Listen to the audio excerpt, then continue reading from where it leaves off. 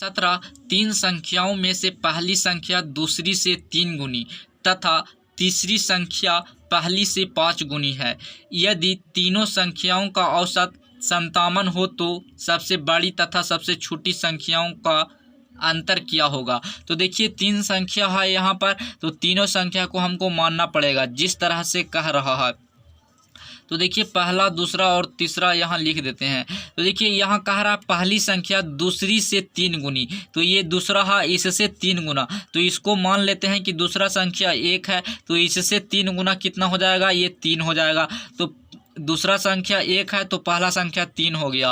और आगे कह रहा है तीसरी संख्या, तो तीसरी संख्या ये है, तो तीसरी संख्या पहली से 5 गुना है, तो इससे ये 5 गुना होगा, तो इससे 5 गुना कितना हो जाएगा, ये 5 या 15 हो जाएगा। तो इसको अगर हम 1x मानेंगे तो इसको 3x मानना पड़ेगा, और इसको 3x माने हैं तो इसको 15x मानना पड़ेगा।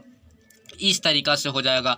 अब देखिए कह रहा यदि तीनों संख्याओं का औसत 57 है तो तीनों संख्याओं का औसत निकालेंगे तो कितना हो जाएगा, तो संख्याओं को जोड़ना पड़ता है और जितना संख्या रहता है उतना से डिवाइड करना पड़ता है।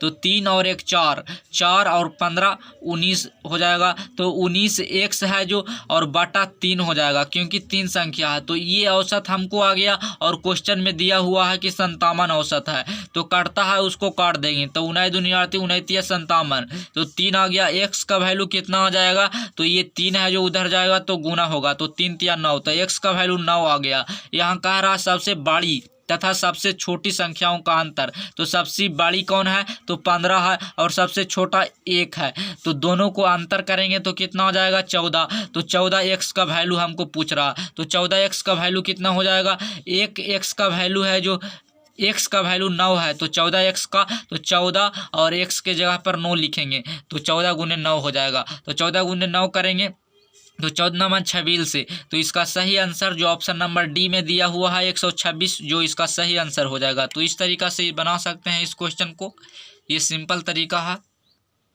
x नहीं भी मानेंगे तो कोई दिक्कत नहीं होगा, लेकिन ध्यान रखना होगा कि हम किस तरह से सोल्व कर रहे हैं।